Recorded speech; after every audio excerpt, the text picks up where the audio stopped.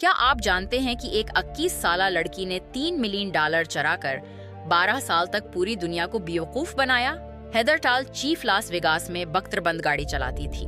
1993 में उसने अपनी ही कंपनी के साथ सबसे बड़ा धोखा किया।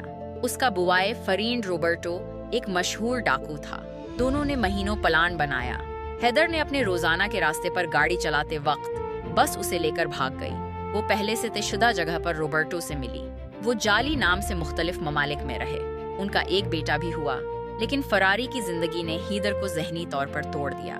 जब रोबर्टो ने उन्हें छोड़ दिया तो वो खुद पुलिस के पास गई। ये केस साबित करता है कि कामिल जुर्म भी मुजरिमों को बर्बाद कर देते हैं।